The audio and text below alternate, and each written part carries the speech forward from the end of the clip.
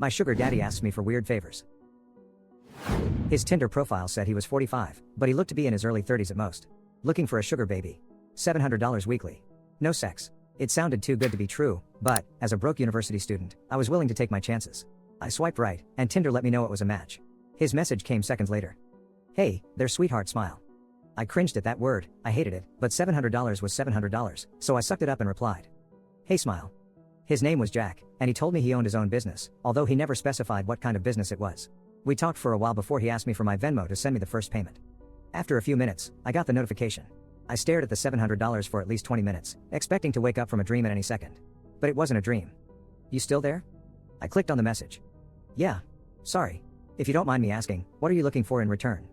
I stared at the chat until he replied. I'm just looking for you to do a few favors for me, smile. That sounded like it was going to be sexual to me. Like what? For example, the first thing I need you to do is pick up a delivery for me. That sounded innocent enough, but I was still expecting there to be some kind of twist. $700 to pick up a package? Come on, even I wasn't that naive. From the post office or something? No. I'll send you the address, but I'd rather not do this through Tinder. You got Kik? Or you can give me your number. Kik? What was this, 2011? I decided to give him my number instead, and he texted me the address immediately, followed by the address to his house, where I would have to drop off the package. I'm not home right now, but there's a key on the bottom of the blue flower pot near the door. Go inside and put the package on the coffee table in the living room. Make sure that you lock the door when you go inside the house, and then lock it again when you leave. I grabbed my car keys and wallet and got into my car, putting the address into Google Maps. Got it. OMW. My phone buzzed as I backed out of my driveway. I'm serious. Lock the door both times. Please. I thought that was a little excessive, but I promised him that I would. The house looked abandoned. It had a broken chain link fence around it, with a small door that was hanging on to dear life. It stuck out like a sore thumb, surrounded by houses that were a lot nicer than this one in comparison. You here for Jack's shit? I looked up to see a man standing in the open doorway of the house. He took up almost the entire space, his head skimming the top of the doorframe. He was huge, in height and muscles, and his entire torso was covered in tattoos. Yeah, I guess. I replied, not moving from my spot on the sidewalk. Stay right there, he said. I did. I actually don't think I would have moved if he had asked me to. I looked around and realized that there was no one else on the street. I was a 21-year-old woman alone in the street. I gripped my car keys. A few minutes later, the man came back out carrying a cardboard box. It was about the size of a shoebox, but stained and damp on some of the corners. Can you open your car? He asked. I opened the trunk, not wanting that inside on my car seats, and he set it in. All right, there you go, he said. Thanks, I replied. I walked around to the driver's side of the car and opened the door. Oh, and one more thing, he said. I looked at him. Watch out, he said. I didn't reply. I blasted my music as I drove to Jack's house, hoping it would drown out my anxiety. It didn't. I parked my car in the stone driveway and stayed inside the car, admiring the house. It was a huge house, with stone pillars on the front porch, and the greenest grass I had ever seen in my life. I turned the car off and got out. I grabbed the package, and walked to the front door, getting the key from where he said it would be. I opened the door and stepped in, closing it behind me. I thought about what he had said, about locking the door when I got inside. I thought that was a little overboard, but as I stared at the closed door, something made me reach out and lock it. I walked inside, my feet cushioned by the thick maroon carpet, and admired the inside of the house. All the furniture was wooden and looked incredibly expensive. I would probably finish school a dozen times with the money that it took to furnish this place. I set the package down on the coffee table, and as I walked back to the door, I heard a phone ringing from somewhere inside the house. I froze. In my pocket, my phone buzzed. I took it out to look. Don't answer any calls that aren't from Marvin. I put my phone back and followed the sound of the phone, poking my head into a few different rooms before I found it in an office. I walked over to the desk and looked at the caller ID. Incoming call from Jack. That was odd. I grabbed my phone to look at the message again. I was starting to get a little bit creeped out and decided I wouldn't answer, just to be safe, and left the house, remembering to lock the door as I left. I've done a few more favors for Jack since then. I drove a BMW to a random park in another city, only to get out and drive a different car back to Jack's house. He had me meet one of his employees at lunch, who then gave me a briefcase to deliver to the first house I had gone to and told me he would know if I looked inside. On several occasions, he asked me to drive down to that same house and stay with the guy, whose name was Julio, for a certain amount of time. In total, I've made around $3,500. Most recently, Jack asked me to stay in his house overnight. I woke up to a text message from him. I need you to spend the night at my house. I had never seen him in person, but I had talked to him on the phone a few times. He proceeded to tell me he would pay me $1,000 to spend the night at his house, provided that I followed a few rules. I drove to his house that evening. The driveway was empty, and it normally was, but the porch light was on. I walked up, unlocked the door, went inside and then locked it again. Everything in the house looked the same. Jack had told me over the phone that he would leave the list of rules on the dining room table. I set all my stuff down in the living room. My bags looked like garbage compared to the fancy furniture in there. I wandered into the kitchen, and then to the dining room. Sure enough, there was a piece of paper on the wooden table, held down by an empty glass. Lock the door when you come in. Only answer calls from Marvin. Don't turn on any faucets between 9 p.m. and 11 p.m. Don't open the door for anyone no matter who they say they are after 10 p.m. If the door to the closet at the end of the hall is open, sleep in the library. If closed, sleep in any of the bedrooms. The gardener comes at midnight. If he starts knocking on the windows, hide. Turn the TV on and let it play on static through the night. Do not forget to do this. Help yourself to anything in the fridge. Smile. I'll pay you in the morning. Good night. I made sure to follow all the rules. To be honest, I was regretting my decision. But, seeing as I was already here, and I was getting paid, I decided to stay anyway. I figured as long as I followed all the rules, I'd be perfectly fine. Still, it felt a little odd. What was this? A haunted house? Nevertheless, I lounged around the house for a few hours, as I was planning on going to sleep around 9 since that's the time that all the weird shit would begin to happen. At 8:50, I brushed my teeth, using the faucet for the last time before 9. I checked the closet in the hallway and upon seeing that it was open, I moved my stuff into the library and got ready to sleep on the couch. I locked the doors just in case, and laid on the couch, scrolling through my phone. I hadn't gotten any more messages from Jack, and I started to think up scenarios and reasons as to why he had such strict, peculiar sets of rules in his house. I had dozed off at some point because, at exactly 10:16 p.m., I was woken up by the doorbell ringing. I was about to get up to check, but then I remembered the rule. Don't open the door for anyone no matter who they say they are after 10 p.m. I stayed on the couch, trying not to move, paranoid that they would hear even the slightest sound. It's the police. Open up. I didn't move. Hello? It's the police. Open up or we're coming in. I still didn't move, but I could hear my heartbeat in my ears. There was silence for a while after that. Then the doorbell rang again. Hey, it's Jack. Let me in. It sounded like Jack, but still, I didn't get up. He would have a key, wouldn't he? Why would he need me to let him in? This continued for almost a full hour. Different people would ring the doorbell, announce themselves, and then disappear when I didn't respond. I was finally able to fall asleep, and the gardener never came. When I woke up the next morning, I heard someone in the kitchen. I got up slowly, and unlocked the door as quietly as possible, taking my phone with me and walking across the living room and into the kitchen. I stopped at the entrance and peered in. It was Jack. He was standing in front of the stove, stirring something as the coffee machine brewed coffee on the counter behind him. Hey, good morning, he said when he saw me. Hi, I replied, nervous. I hadn't seen him in person before, but he looked exactly like his pictures online. Scrambled eggs? He asked, motioning to the pan with a wooden spoon. Yeah, thanks, I replied, walking over to take the plate from him. I ate my breakfast and drank some coffee in silence. So how was it? He asked. It was okay. Nothing super freaky happened. I replied. Cool. He replied. There was an awkwardness in the room. I think I'm gonna go now. I have class. I trailed off. I didn't. But I really wanted to get out of there. Oh, no. Yeah, sure. I'll talk to you some other time. He replied. I grabbed my stuff and he walked me to my car. I could see him standing in the driveway, staring at me as I left. When I got home, I unpacked all my stuff and noticed that I still had the list with me. I sat on my bed and read it again. I felt my body tense up as I realized that I had forgotten something. Turn the TV on and let it play on static through the night. Do not forget to do this.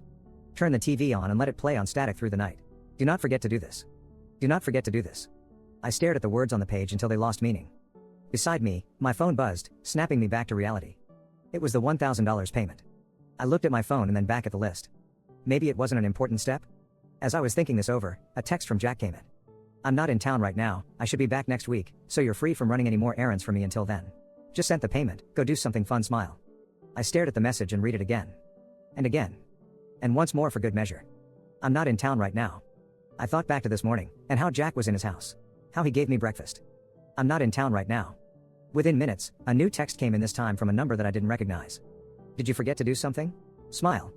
The text was followed by a picture of Jack, or whoever this version of Jack was, standing in front of the TV. I didn't respond. Next came another picture. This one was of the outside of my house. It was followed by another text. Watch out. Someone is watching me. This story is from Reddit user HistoryCurious234. I don't know where to start. I live on my family's 250-acre property. Being a farm, it's pretty open with rolling fields surrounding my home, except to the left of my house where there's a small 2-acre woods. It took me a while to check it out, even though growing up I was always running through the woods wherever we lived, since this particular wood's so thick I never spent much time in it. But one day I decided to explore. I grabbed my machete, knowing it would be a slow trek cutting down various plants and vines out of my way. I had made a complete circle around the outside of the woods instead of going through the center, which was full of vines and poison ivy. I had almost made it back to my starting point until I was stopped in my tracks.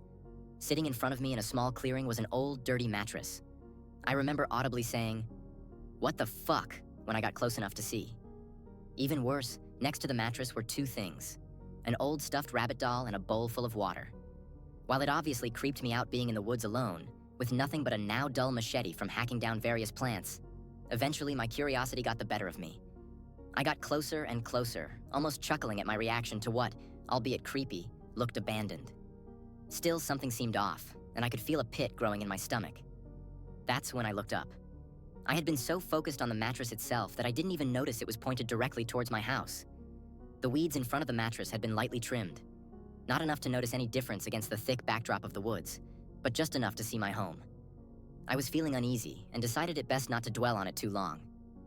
Probably just a spot some teenagers used to hang out on an old mattress, I thought to myself, no doubt trying to ignore the multitude of questions flowing through my mind. Why would someone clear the weeds to have a direct view of my house? Why wouldn't someone throw the mattress away? Why put it in the woods right off the edge? All these questions were an obvious distraction to the thought that was slowly growing on my subconscious. Is someone watching me? By the time I got back to my house, I was almost laughing at myself for the stupidity of it. You really think you're interesting enough for someone to watch you? What are the chances someone is actually watching me? Eventually, the mattress fully left my mind while I got distracted watching TV. Still, I never felt completely comfortable knowing that old, dirty mattress was just sitting in the woods next to my home. Every day when I got home from work, I would look towards the woods in passing, and each time I passed by, I got an almost uneasy feeling. Being on a farm in the middle of nowhere, it's almost pitch black at night except for the light on my front porch that was turned on by a motion sensor that you had to get pretty close to for it to turn on. One night, while getting home from work pretty late, I got out of my truck and grabbed my keys to lock it. That's when I saw it. As my headlights illuminated the woods in front of me for a split second, 2 dots reflected back towards me. They almost looked like eyes, but were too big and spread apart to be a person's eyes, and I convinced myself that I had been seeing things. When I tried clicking the lock button again, my headlights illuminated the woods once more, and I saw nothing. I went inside, feeling a little better, letting the thought slowly float away from my mind. If only I had known what I know now, maybe I wouldn't have been so calm. I should have called the cops, but can you blame me? If there really was someone there, they would have no doubt been gone the moment they saw a cop car pull up, and all that would have been found was an old mattress in the woods. While certainly creepy, I doubt the police would have given any serious thought to it.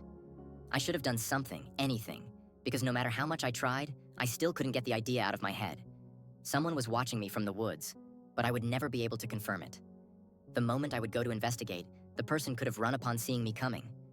I wish I would have thought of something, but I tried my best to just ignore it. A few months had passed, and the idea that someone was watching me had escaped my mind. At some point, my friend Ryan, who had been living with me, decided to make a dirt bike track through the woods. I showed him the mattress one day while we were walking through the woods, and he just laughed. For one reason or another, Ryan didn't share the same feelings I had towards the mattress. We grabbed an old machine from the barn with a bucket on the front and lifted the mattress into it. We took it back to the barn and threw it away in the dumpster. I remember a feeling of relief when we left it in the dumpster.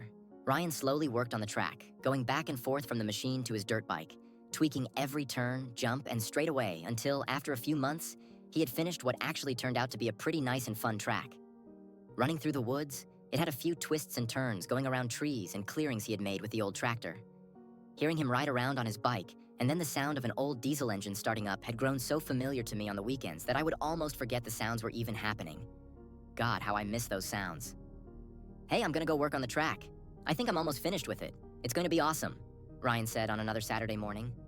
I had gotten so used to him disappearing into the woods weekend after weekend that it had almost become second nature. So much so that I didn't even notice as the time rolled around to 11 p.m. that day. I hadn't seen Ryan in a while. I didn't even realize that the noise I'd been so accustomed to over the last few weeks was also missing. I stepped outside to a silent, chilly night to check on where Ryan had gone. His truck was still parked next to the house, as were mine and my girlfriend's vehicles. The old tractor was still sitting behind the house, just in front of the opening that led into the woods following the track. It looked like a deep, dark abyss with the faint light I could see coming off of the moon. I knew going in there alone at this time of night was the last thing I was going to do. So I resorted to every other option I could think of. I checked the barn where we kept the old tractors and found nothing but a calm breeze and crickets in the night singing. I checked the other houses that were on the property for the people who worked on the farm, hoping he had maybe gone over to one of them. Still, I found no sign of Ryan or his dirt bike. I tried calling his phone a few more times before giving up. After hearing his voicemail one last time, I knew there was only one thing left to do. So I grabbed the only flashlight I could find, one of those old-style bulb flashlights that was barely bright and made everything have a yellow tint to it. After taking a few more deep breaths and desperately trying to think of any other possible place he could be, I finally made my way towards the deep, dark, almost tunnel-like opening that led into the woods. I walked around the entire layout of the track for what felt like an eternity, even though it had only been 45 minutes. I almost started to feel relieved that I could walk out of this dark, seemingly endless forest and think of another place to find him. Still, I had to look one last time. As I rounded the third pin turn, something caught my eye. Just past the turn, lying on its side in the weeds, I saw something that looked like plastic and was red in color. My heart dropped when all the ideas ran through my head. What if he's out there hurt? What if he had been waiting for me for hours with various broken bones? Or worse, what if it was too late? What if one of my best friends died because I was too scared to go out into a small patch of woods right next to the safety of my own home? I pushed the thoughts out of my head while starting to move closer to the bike, hoping I'd find a possibly injured but at least alive friend. What I found, in a weird way, was so much worse. Lying down on its side was Ryan's dirt bike, with the same stickers that he had put all over it. But no Ryan. I searched everywhere I could, hoping he had maybe tried to crawl back to the house, but I couldn't find a single sign of him. Not in the woods, not near my home, not anywhere. It was almost like he had vanished. Against my better judgment, I went back into the woods, hoping to find some sort of clue. And while I somewhat found what I was looking for, it didn't make me feel any better or answer the biggest question going through my mind. Where the hell are you, Ryan?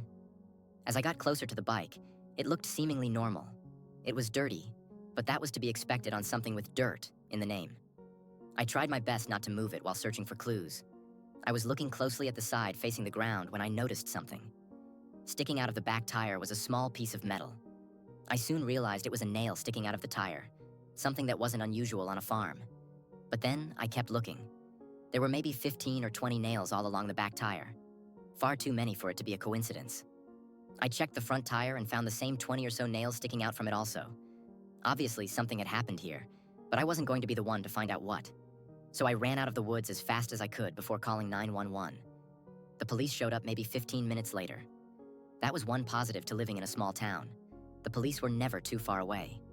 The cops searched the woods, brought out K9 units and everything, but they couldn't find a single sign of Ryan anywhere. "We'll open a missing persons investigation in the morning, but for now, try to get some sleep," said Officer Langley. Officer Langley was the first cop to show up on the scene and the last one to leave. His words were almost comforting in a way, like we might actually find Ryan wherever he may be. A few more months had passed, and Ryan was still missing. The police search was slowly fading out of anyone's mind. And I felt Ryan may soon join all those other missing people who were never found.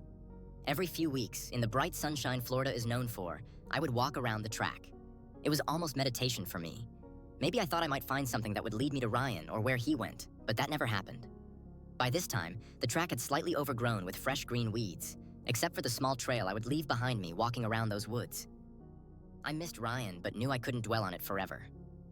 In the back of my mind, I thought I would never know what really happened that day, until I saw it. Lying in those damned woods on the ground, just off what now resembled a walking trail, was that old, dirty, fucking mattress. The feeling I got this time was almost revolting. I know we threw that mattress away. How the hell could it possibly be here in the woods? Why did it take so long for it to show back up? By now, it should be 10 feet deep, buried under piles of garbage. I don't know what to do. I just had to sit down and write everything down the best I could remember it all. I don't know if I'll ever post this, but I can't get this uneasy feeling out of my stomach no matter what I try. P.S. I wrote this a few weeks ago. I never thought it would see the light of day, but things have gotten so much worse. I can't explain it right now, but I knew that before I explain what is happening right now, I'd need to give some backstory. I will update as soon as I can. What is your worst ex story? Story 1 by Bitterlaugh 692. My ex bought a new phone and lost all his numbers. Asked me to text him so he can save my number again. As him and I drive home, I text him, "Hey sexy, what's up?" And he responds, "Hey, can't talk right now. I'll text you back in 5. I figure he's fucking with me and forget about it. As soon as we get home, he goes to the bathroom. A moment later, my phone lights up. X, so hey. What's up? Me, not much. You? X, super horny. Wanna meet up tonight? Me, why not right now? Horny too. X, okay, we'll try to make it ASAP. Cool? Me, yeah. A moment later, he comes out of the bathroom for the following conversation. X, I'm actually just gonna head home, I think. Don't feel too good. Is that okay? Me, I'm okay. X, oh, but can you text me real quick so I have your number? Me, sure. I send him a text while we stand in the same room. Hi. Him, fuck. I forgot what exactly happened afterwards, but I vaguely remember removing him forcefully from my apartment. A real keeper, that one. Story 2 by Spur. My Tyrios 21. After we broke up, she called to tell me she was pregnant and needed $600 for an abortion. I did the math and it was impossible. I was the father. I told her I wanted to keep the baby and that I'd be happy to take it, and she could even terminate her parental rights and not have to pay child support. I would be a single dad. A week later, she miscarried. Story 3 by Brendersy. I dated a guy who didn't wear shoes ever. Ever. Come winter, I took him on a hike up the mountain near my house. I told him to wear boots, as it's winter and snowing. Man brings flip-flops. We made it up a couple flights of stairs before he complains his feet are too cold to go any further. On our way down, I thought to myself, what the fuck am I doing dating a man who doesn't wear shoes? He'd be barefoot on the dirty city streets. There was one restaurant in town that'd allow him inside with no shoes. Real winner, that one. Sigh. Story 4 by Soup Spoon McGee. My ex was in med school and invited me to a dinner hosted by some prestigious doctor at an upscale restaurant with some of his new classmates. During the course of the dinner, one of his classmates kept making comments about how skilled my ex was at cooking and how he should have been a professional chef instead of a doctor, and she kept touching his chest and generally being really flirty towards him. I was confused about the cooking comments because my ex couldn't even boil water without my help. I, on the other hand, was a hobbyist cook. This classmate got increasingly more flirty and I was getting angry at this point and just straight up confused, but I was keeping my cool. Then it came time for ordering, and when the waiter asked what I wanted, I just copied what his classmate before had ordered because it sounded good. She then very loudly in front of everyone said, "You'll probably want to order more because I don't eat as much as you." This was the same classmate that had been flirting with him all night. I turned bright red and just said it was enough food. I didn't touch my food when it came. After all of that, I asked my ex what all of that was about, and he first defended her, said maybe she was just trying to be nice and made sure I had enough to eat. Then said he had been posting photos of my cooking and maybe they confused it for his. I eventually just dropped it and moved on. Months later, we are at another function and a different female classmate asked him to enter his cooking into a competition the school was holding because he'd definitely win. I asked him why everyone thought he was the one making my food still. Keep in mind I was spending hours making treats for his classmates that were bakery/restaurant quality for pretty much every special event they held at their school, many of which were student only. He said that maybe when he posted the pictures in the classmate group chat he didn't make it clear and he apologized. I asked him to see the posts and he scrolled to one that was vague but nothing bad, and I started scrolling because he mentioned there were a few more in the thread, and he went to snatch his phone, but I had already scrolled enough to see him taking credit for my hard work and flirting with some girl classmates who were fawning over his cooking, one being the girl who implied I needed more food than her because she was thinner. One girl said a doctor and a Michelin star chef, perfect boyfriend material, and he ate it up. Another girl said his calling was food and he said he agrees, but he just felt the call to help people more. I wanted to vomit. I also realized through some messages and our previous interactions that he had planned on entering the cooking competition but with my food under his name. Cooking was a passion I held dearly and worked very hard on. Everything I made I spent hours and hours perfecting, always buying the finest ingredients I could find with my own money I made from working full-time to support us while he went to school. I was so devastated and stopped cooking and was in a deep depression for months, and when I tried to cook I would just burst into angry tears, and he started to resent me for not cooking for him daily multiple times a day like I used to. During one argument he asked me why he even lets me live in our shared apartment anymore if I don't pull my weight. Keep in mind I was still financially supporting us and cleaning our apartment since I worked from home full time. I just wasn't cooking anymore, but I also wasn't on the lease, him and his mother's idea.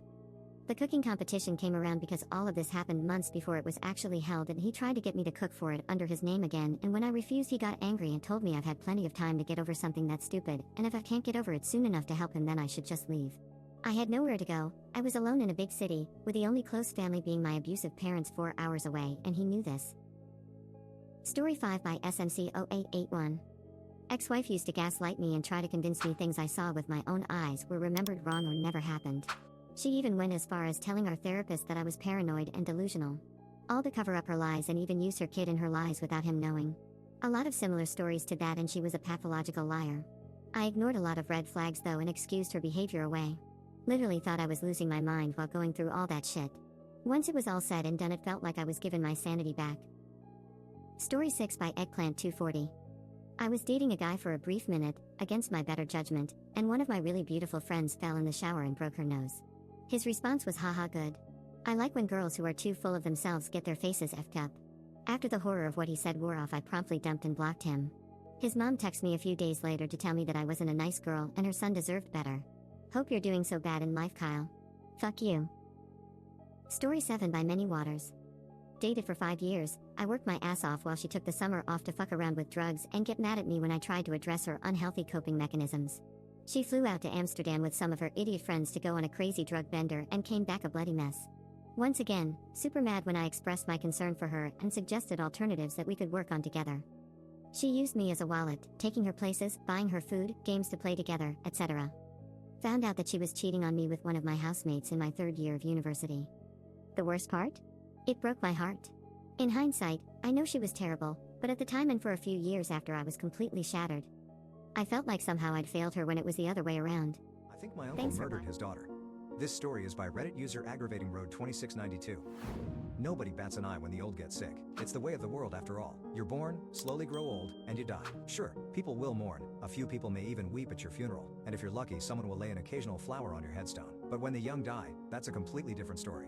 My little cousin Olivia was only 6 years old when she fell down the stairs of her 2-story house. The fall had snapped her neck somewhere along those 15 fateful steps. It was her mother who had found her tiny body. I could only imagine the horror she felt when her eyes met the sight of little Olivia's neck at a 90-degree angle. The thought made my spine shiver. My Aunt Lizzie now sobbed uncontrollably as we sat in the little chapel. Olivia's casket opened for the few people who knew her in life to come and say goodbye. If Olivia had died an old woman, the chapel might be overflowing. But in 6 short years, she had not made many connections in her brief life. While many relatives were present, only a handful had come to know Olivia as well as I had come to know her. I had been her designated babysitter for many years. Her little lungs drew breath, so my heart shattered when I got the news. My Uncle Jesse spoke for his daughter in our hour of suffering. Olivia was a cheerful, energetic, and playful little kid. Her enthusiasm for life brought joy to anyone in her vicinity. Life can be cruel, unjust, and inhumane, but it is not our place to judge the work of the man upstairs. When it's your time, when he calls you up, when God needs you back, we can only heed the call. Olivia was too precious for this world. I believe our Heavenly Father knew that. That is why I can smile knowing that my little girl is in a better place. I don't know how he could be so calm and composed while talking about his recently departed daughter. She wasn't my daughter, and even my voice cracked whenever I spoke her name. He must have had a heart of stone, I thought to myself. Who am I to judge how someone mourned the passing of their little girl? After all, we are all different. Those who wish to say one last goodbye to Olivia, please do so now. The casket will be closed in a few short minutes. The funeral director informed. The rustling of a few people standing sounded over my Aunt Lizzie's sobbing. I didn't want to go up and see Olivia's body in that state, but my aunt clutched my arm and pulled me with her for moral support. How could I refuse? The line leading up to the casket began to thin, and soon we were faced with little Olivia's peacefully sleeping face. She wore a pristine white dress that seemed to blend with the casket's padding. Her satin black hair created a deep contrast with the casket's insides. Her skin looked cold and glazed over. Aunt Lizzie's head dropped onto Olivia as she gave her little girl one last worldly embrace. Why, Lord? Why? Tears streamed down onto Olivia's dress, darkening some of the areas where they soaked into the fabric. I comforted my aunt and could not help but shed my tears as well, the memories of little Olivia replaying in my mind. Olivia! Oh, Olivia! My aunt cried. I looked down at Olivia's sleeping face, never expecting her to react to her mother's calls. Olivia, my Olivia. As the last A of her name left her mother's mouth, her eyes snapped open, thrusting my heart into the pit of my stomach. My eyes instantly dried up in my terror. Then Olivia's pupils trained their gaze on me. I wanted nothing more than to scream, but as I opened my mouth, the sound never managed to bypass the lump in my throat. I let my Aunt Lizzie go, taking a step backward in the process. Just then I knocked into someone. My head shot around to see my Uncle Jesse looking at his daughter's face, unfazed by her soulless stare. He then looked at me with an expressionless face and gave me a smile of pity, before returning to his daughter's facade. I shot back around to look at Olivia, but was once again met with her peacefully sleeping expression. What the fuck? I thought to myself. Olivia was just. I must have imagined it. It must have been my imagination. What other explanation could there be? My uncle's cold hand snaked across my shoulders in an attempt to comfort me, and it did before he whispered in my ear. It will be our little secret. You will tell no one of this. For the rest of the funeral, I was in a state of constant shock, trying to make sense of the situation, but never could. It had been a week since Olivia had died. They had pumped her body full of embalming fluid, and I'd even read over the coroner's report. A complete evisceration of the C1 and C2 vertebrae, resulting in a complete severance of the spinal cord. Pronounced dead at the scene. There was no way Olivia could still be alive. Absolutely no way. Those words played in my head as the first few pails of earth began to blanket her coffin. But my resolve was constantly questioned by Uncle Jesse's 1,000-mile stare from across the freshly dug hole. There is no way Olivia is still alive. My Aunt Lizzie continued in her emotional state long after Olivia had died. It's not hard to imagine, given that Olivia was an only child. Auntie Lizzie and Uncle Jesse's lives revolved around my little cousin. I tried my best to stay away. It was hard for me to hear her shrieking cries. As much as I loved Aunt Lizzie, there is only so much sadness a person can take. I'd prefer to push little Olivia as far out of my mind as I could. Well, there was that, but also Uncle Jesse's comment on the day of the funeral. I'd tried to dismiss it as it being a part of my imagination, but no matter how hard I tried, his words were as clear as that day. They tickled my ear. It will be our little secret. That fear, however, would have to be put on the back burner, because Aunt Lizzie had called me over to help get rid of some of Olivia's things. Looking at them had brought too much grief to her heart, and she was having a hard time boxing them up, so it was up to me to lend a helping hand. I walked into their house, the same house where I'd babysat Olivia so many times. Everywhere I looked, memories of that little girl flooded back into my mind. Then my eyes met the bottom of the stairs. I couldn't help but imagine her little body sprawled out on the hardwood floor. A door creaked open, and I jolted in my uneasiness. It was Aunt Lizzie stepping out of the master bedroom situated on the first floor. Her eyes were puffy, she'd been crying, and she attempted to compose herself before, greeting me with a warm smile. Our conversation was brief. She'd only given me instructions on what to box up. To my surprise, her instructions were to get rid of everything but Olivia's twin bed. She disappeared into her bedroom, and I thought I heard her faintly sobbing through the door. I trained my eyes on the top of the stairs, precariously stepping around where I'd imagined Olivia drew her last breath. There was a sense of apprehension as I reached the second floor, and I swore the air was colder as my foot graced the last step, but I pushed it out of my mind as I plunged myself into the task at hand. There was a lot to box up. About an hour into my work, I saw my breath condense in front of my face. The air temperature had plunged drastically. I felt my skin pimple and gooseflesh, not because of the cold, but because a familiar figure graced the edge of my eye. Standing in the corner was a little girl wearing a white dress. Olivia. Her skin was no longer the same color as the day the casket's lid fell on her restful face. It was pale, icy, and cold. The mortician had done a fantastic job of styling her hair, but it now draped over much of her face in an unkempt way. She lifted her head, but before it could reach its full extension, it slumped over with a loud crack. Likewise, her cervical spine now pointed to the ceiling as it poked through the skin on her neck. Her head may have been resting on her shoulder, but her eyes looked at me with the same intensity as the day I swore I saw her open them while she lay in that tiny little box. I fell onto her bed, cowering backward until the drywall caressed my rear. Our eyes jousted there for what felt like hours. In reality, it was only seconds. Little Olivia raised a jagged finger, pointing to her nightstand beside her bed. I was too fearful to let go of my knees that were pressed up against my chest, but Olivia did not waver. She stood there steadfast, her eyes planted on me, her finger gesturing at the nightstand. I wasn't going to be let go until I investigated whatever she needed me to see. I cautiously unfurled myself out of my beetle position and crawled my way over to the first drawer, pulling it out while making sure Olivia wasn't going to jump on me. Inside were many of Olivia's crayon drawings. Many were family portraits, and some I'd even helped draw myself on the many nights I babysat. But as I flipped through the pieces, they became less wholesome and more strange. There was a stick figure of a little girl crying, a pair of eyes peering at the girl through the door, a drawing of a man, evident in the stick figure touting a beard, covered in blood. I'm pretty sure it was my Uncle Jesse, and a picture that made my heart sink. The little stick figure drawn girl crying in a corner as a mommy and daddy fought. I looked over at Olivia, but her finger had not been lowered. I flipped the page one more time and was met by a drawing of Uncle Jesse caressing a little girl with her head flopped over to the side, the mommy stick figure off to the side weeping. I looked back over at my little cousin as her finger finally lowered. Did Uncle Jesse do this to you? I questioned, but she made no gestures. I returned my eyes to the drawing. It must have been. I thought to myself. That would explain why Uncle Jesse was acting so unfazed at the funeral, and why he didn't want Olivia coming back from the grave. So she came to you two, huh? My head swiveled to the bedroom door. It was Uncle Jesse, standing there as I held Olivia's testimonial in hand. I looked at the corner where Olivia once stood, but she was gone. You killed Olivia? I quivered. No, McKenna, it's not like that. Let me explain. I inched back to the far edge of the twin bed, ready to run at a moment's notice. Well, what do you mean she came to me too? I questioned. McKenna, calm down, let me explain. I need to tell someone about this, I don't know what to make of it. He stepped to me, outstretching his hands. I have to get out of here. I know what he's done. I'm next, I thought to myself.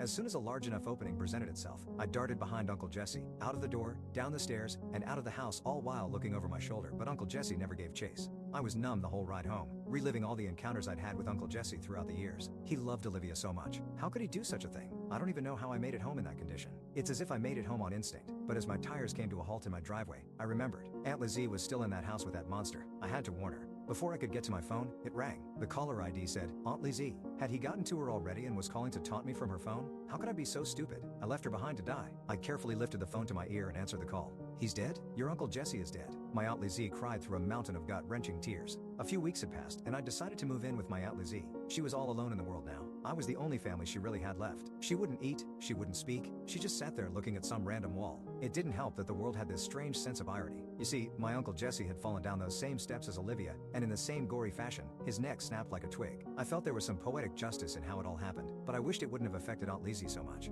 She'd started to make some progress in her mourning process. I no longer had to hand feed her every meal. She made sure to down a few sips of soup every once in a while. She no longer lay in bed until dinner. Noon was often the latest, and her gaze began to unglue itself from the plain white walls that ornated her house. Everything was progressing splendidly. That is until the night they showed up. Aunt Lizzie sat on the couch watching Saturday Night Live, the only thing that seemed to tug at the edges of her mouth. As I cleaned up after our broccoli cheddar chicken supper, it was my favorite dish to cook, and one of the few solids my Aunt Lizzie could stomach, but it sure was a hassle to clean up. I scrubbed and scrubbed the pan, but the breadcrumbs were baked on like old gum on concrete. I plowed my soapy sponge into the sink as I gave a frustrated grunt. I needed something more drastic to clean the pan. I needed my wire brush. I kept it in the cupboard above the fridge, but as I turned around to get it, I gave an ear-piercing shriek. On the other side of the kitchen stood Olivia and Uncle Jesse. Their heads flopped over to the side in almost identical fashion. The decay on Olivia's face was now more prominent, but Jesse's was fresher and less weathered, though still pale, cold, and grotesque like Olivia's on the day I saw her in her bedroom. Little Olivia held her father's hand by the finger. Uncle Jesse stood paralyzed. That is, until he moved towards the notepad, magnetically stuck to the fridge. He scribbled a few words on the paper and stepped back to let me read what he'd written. "You didn't let me explain." I looked back over at him in confusion. Little Olivia tugged on his pant leg, gesturing to let her write on the notepad next. Her father passed the notepad down to her, as she pulled her personal crayon from the dress's little pocket. I saw her face concentrate as she wrote some of the few words she knew how to write. When she finished, she flipped the pad over to me. It was hard for me to read it with it being a mix of lowercase and capital letters, not to mention the grammatical mistakes. It read, "Mammy did eat." I mulled over her writing again and again until it finally clicked. Mommy did it. It was all clear to me now. Little Olivia was not trying to warn me about her father, but about her mother. Uncle Jesse wasn't trying to kill me on the day he died. He was trying to explain that he'd had his suspicions about what had actually happened to his daughter. Olivia had given her father the same warning, but it had been too late. Just then, the father and daughter duo raised their fingers simultaneously, pointing behind me. The sound of a drawer opening, along with the rattling of utensils, met my ear. I pivoted slowly. Her eyes were no longer void, no longer sad. Now they were trained on me. My Aunt Lizzie had found a very large kitchen knife. If you enjoyed this story narration, a sub and like would mean the world to me. Comment any other stories or subreddits you'd like to see.